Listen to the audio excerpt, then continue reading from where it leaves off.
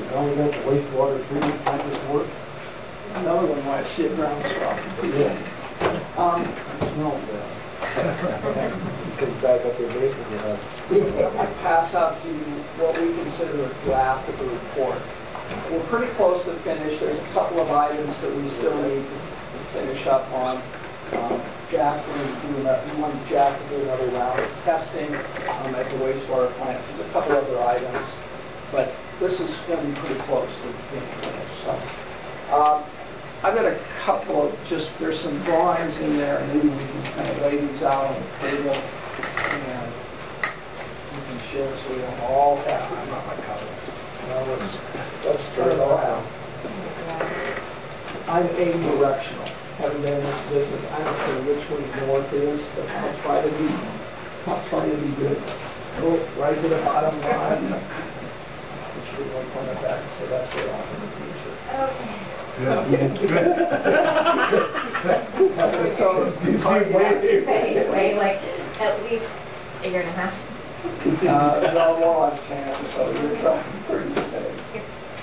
What we did is we took a look at the wastewater treatment plant, and just as an overview, the treatment plant, for the most part, is in relatively good physical condition. It dates from its earliest in the 1930s, 1970 improvement, 1999. So overall, it's in fairly good shape.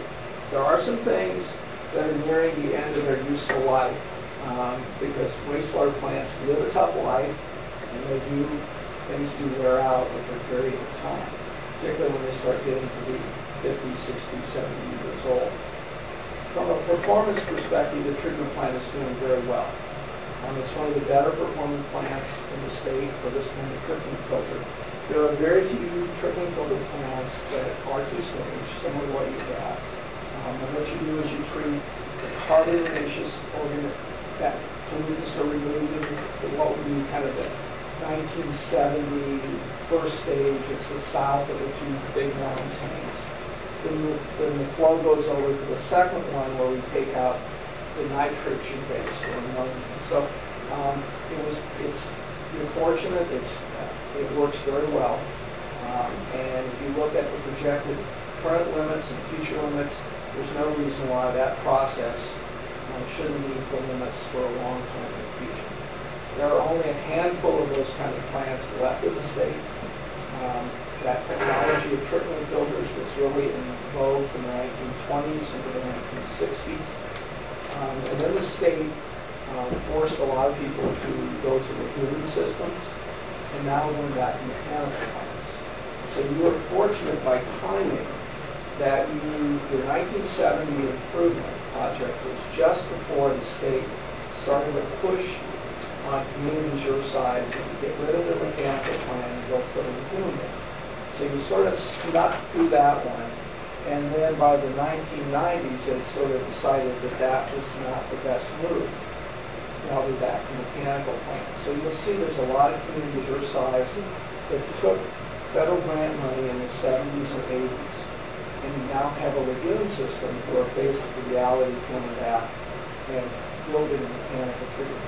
You're fortunate. The timing of your projects lets you sort of bracket that somewhat maybe less than stellar advice that could be in our gave some of the communities. But there are some issues with the treatment plant, and you're aware of a lot of them. First one I want to talk about is kind of the front end of the treatment plant, and that's the one where the water backs up and the sewer coming at the front end of the treatment plant. There are actually two somewhat intertwined but independent issues. And what's really challenging is that if you look at what was designed in the 1999 improvements, because they were going to replace, there's three things at the front end of the treatment plant that we do. We take out grit, which we say that circular grit removal unit. The idea is it settles to the bottom. That's the sand and the heavy material. We then meter it. We go through that little 6-inch, what they call a Parshall flume, which is designed to meter it. And then you go through the last thing, and you have a common meter. But basically what we have to do is we either have to chop up or we have to take out the big stuff, big pieces of the sewage.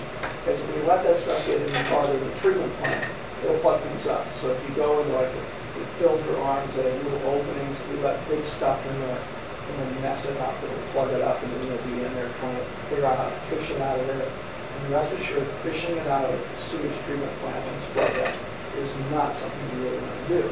So we want to do those three things. Well, in the original 1999 plans, they had a whole new unit to do all three of those. And if you look at it, it would have been a good way to do it. But for a cost savings or whatever reason, they changed it and they put the grit removal unit in new. They retrofit the flume into the old grit chamber and left it common. And so we kind of have this elevation issue. And one of the challenges with the front end of the treatment plant was clear back in the original days of the treatment plant. It flows in by gravity. There's very little fall. If you look at the manhole coming in, the water backs up. And then the primary clarifier, which is in the building with the windows that are kind of open, which is like the fourth process down, there's only a foot of elevation. So the water only has a foot to get all through those things. That's the challenge. But there's two things in the front end of the plant that are causing the problem. And the first one is, for whatever reason, that between the manhole and the grit removal unit, there's actually about this much slope. In other words, one is at elevation 70.5 and the other is at 70.44. There's about 3/4 of an inch difference. So if you just let water run, if you imagine it in the manhole, over to the grit removal unit, there's about 3/4 of an inch fall. What they did, though, instead of letting the pipe flow that way, they just simply tipped it up so that the manhole is a foot high. In other words, you're sitting there, it could go this way, but instead of putting the pipe down at the bottom and let it flow, they put the pipe up a foot for some unknown reason. Well, what happens when you put the pipe up a foot, all the grit just settles out, and the water has to lift up to get into the pipe. Well, it won't lift the grit up. So the first thing we're suggesting is that pipe, if you lay that pipe flat, just put it so it slopes over there. And I'll get into the second part of it. But at least it doesn't have to go up. And what will happen is what they call the grit will roll. In other words, the grit, once it settles out, will sort of roll along the bottom of the sewer and it get flow. So if we get rid of that pipe that's tipped up this way and put it back down, that 15 feet of pipe, that grit will tend to roll in toward the grit chamber. You'll still get some that will build up in the pipe, but it won't build up nearly as badly as it is today. A lot of that grit will continue to just roll on into the grit chamber. So the first thing, and one of the cheapest things, is to rebuild that manhole with 15 feet of pipe. You actually have a proposal, I think, floating around from Lundell quoted late last year for just about $10,000 to do exactly that. What that does is that solves the worst of the hydraulic problems, because with that pipe laid backwards, there's really no way to get the grit up and down that pipe. So it won't go up. You put that pipe down, then at least the grit will move along.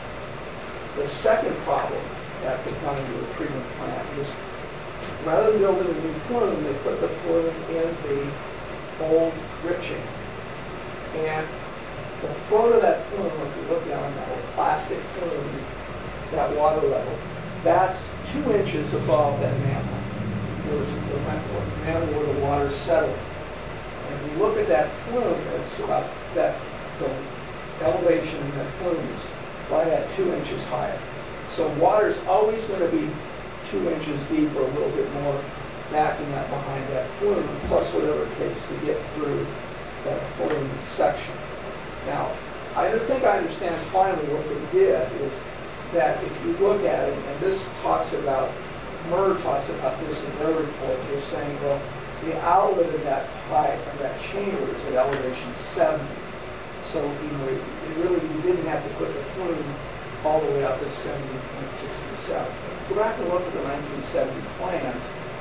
On the other end, which is the end that it comes in, they built that thing with a variable bottom, all integral bottom, no fillets.